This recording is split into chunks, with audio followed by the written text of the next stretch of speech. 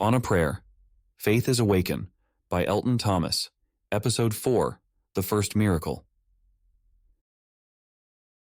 The alley was narrow, dark, and smelled of rotting garbage, the kind of place people passed by quickly, heads down, hoping not to catch the attention of whatever lurked in the shadows.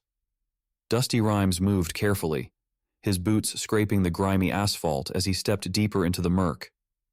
The buildings on either side loomed tall, casting long, oppressive shadows that seemed to stretch forever in the fading light of the evening. He had tracked Mila's last known movements to this part of the city, a forgotten pocket of St. Louis where people and their troubles disappeared without a trace. His mind buzzed with thoughts, questions about the black van the homeless man had mentioned, the possibility that Mila had been taken here, so close to where she had vanished.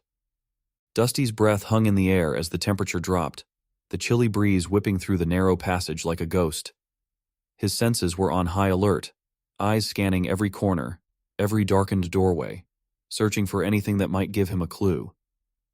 Then, from the far end of the alley, he heard it, a sharp cry, followed by the unmistakable sound of a scuffle. Dusty's heart rate spiked. He darted forward, weaving through the clutter of overturned trash cans and broken bottles that littered the path.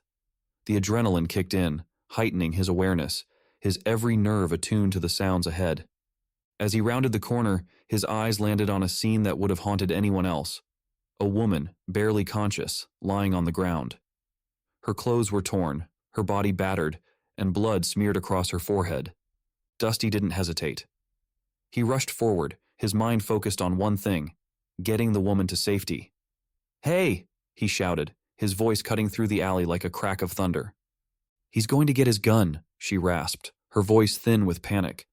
Without thinking, he bolted toward the closest exit, a heavy steel door at the back of a nearby building. His hand wrapped around the cold handle, praying it wasn't locked. To his relief, the door gave way, and Dusty pulled the woman inside, kicking the door shut behind them, just as one of the men shouted in frustration.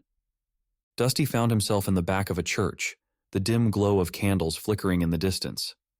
The sanctuary was empty, the silence almost eerie in contrast to the chaos outside.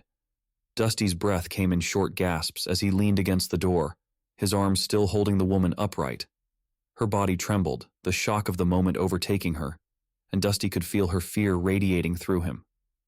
"Hold on," he whispered, his voice soothing despite the turmoil in his chest. He lowered her gently onto one of the wooden benches at the back of the chapel, his eyes scanning her injuries. Nothing life-threatening, but she was in bad shape.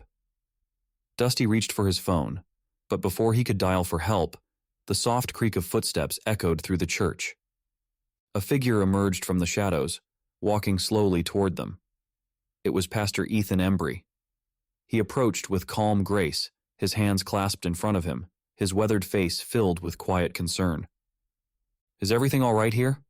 Ethan asked, his voice as steady as the stone walls around them. Dusty straightened, his eyes meeting the pastor's. "I found her outside. She's been hurt," he explained, his voice tight with urgency. Ethan's eyes softened as he crouched beside the woman, offering her a comforting smile. "You're safe now," he said gently. "We're going to help you." But before anyone could do anything further, the door to the church flew open with a deafening crash. Dusty whirled around, his body instinctively moving in front of the woman as three men stormed inside, guns drawn. Dusty's pulse quickened as he recognized the man in front, the same one who had been about to draw his gun in the alley. Pastor Ethan's face remained calm, though Dusty could see the tension in his eyes. The men spread out, their weapons trained on Dusty and the woman. The leader, Jackson Brown, gave a wicked grin, his voice smooth as he spoke. "Get rid of this man," Jackson ordered, his voice low and cold. Everything happened in an instant. One of the men aimed his gun at Dusty's head, finger squeezing the trigger. Dusty dropped to his knees, his heart pounding, his mind screaming for a solution, for some way out. But all he could think about was the sound of the gunshot that was about to follow. Just as the tension in the air reached its peak, Pastor Ethan did something Dusty never would have expected. The pastor knelt beside him, his head bowed in prayer, lips moving in a silent plea for protection. Dusty stared at him, bewildered. His heart thundered in his chest, the weight of fear bearing down on him. Then the gun went off. A deafening sound echoed through the church, and Dusty felt his ears ring from the sheer force of it. He squeezed his eyes shut, bracing for the impact, for the pain that would surely come. But it didn't. When he opened his eyes, the world around him was different. The men were gone. The church was still and quiet, the only sound the soft murmur of the wind outside. He was no longer near the pews but at the altar, his body unharmed, as if he had been moved there without a single touch. Dusty blinked, his mind reeling. Pastor Ethan was beside him, helping the woman sit up, his voice calm and steady. There was no sign of the men, no explanation for why they had vanished. Dusty's breath came in ragged gasps as he stared at the scene around him, unable to process what had just happened. Pastor Ethan met Dusty's gaze, a faint smile playing at the corners of his lips. "It seems you've had a bit of a miracle," he said quietly, his eyes filled with a kind of peace Dusty couldn't understand. Dusty's head spun, his thoughts a chaotic whirl of disbelief. He struggled to speak, the words catching in his throat. "Where did they go?" he finally managed, his voice hoarse. Ethan's smile softened. "I think the Lord was watching over you."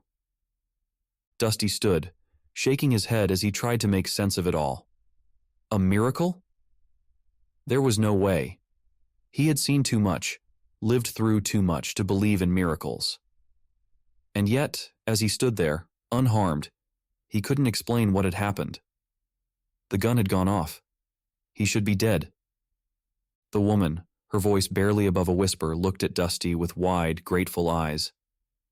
"Thank you, Dust," she murmured, her words trembling with relief. Dusty shook his head, still in shock, but he couldn't deny the feeling that had settled deep in his chest, the feeling that something beyond his understanding had just taken place. As the night settled in and the shadows outside grew long, Dusty left the church, his mind haunted by the impossible. He didn't believe in miracles. Not yet. But something had changed, and he couldn't ignore it any longer. Pastor Ethan politely asked the woman for her name. "My name is Roxy," she said.